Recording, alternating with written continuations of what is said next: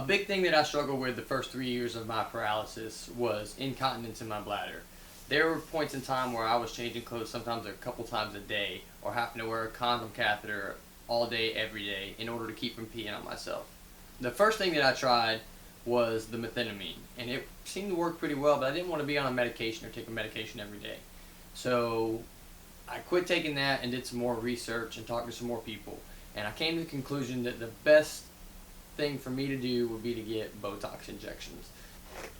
Botox injections are relatively simple and typically an outpatient procedure, depending on what level of injury you are and whether you experience autonomic dysreflexia or AD. And fortunately for me, I'm a T12. I don't have any AD, at least I've never experienced any.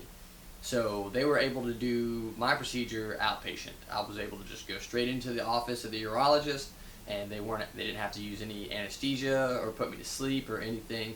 They literally just called me in, ran a camera down into my bladder, and then they take a needle that goes into the camera, and they inject syringes of Botox directly into the bladder wall. And this typically lasts anywhere from 6 months to a year, depending on people. Everybody's different.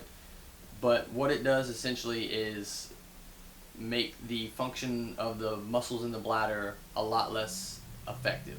So those times where my bladder would think it's full or get irritated and then spasm and cause me to pee on myself, even if I didn't have a lot of urine in my bladder, are basically gone. I don't have that at all anymore. Since I got this done 3 or 4 months ago, I have not peed on myself one time. So if you're having trouble with incontinence and you think that you're running out of options and you haven't had the Botox done, I highly recommend at least looking into it. It has been the best decision I ever made since becoming paralyzed, and it's given me the freedom to be able to not worry about peeing on myself. I don't have to carry an extra thing of clothes, which I still do, just in case. And it was covered under my insurance, and I still have 2 more procedures that are covered as long as I get them done within the next 6 months or so.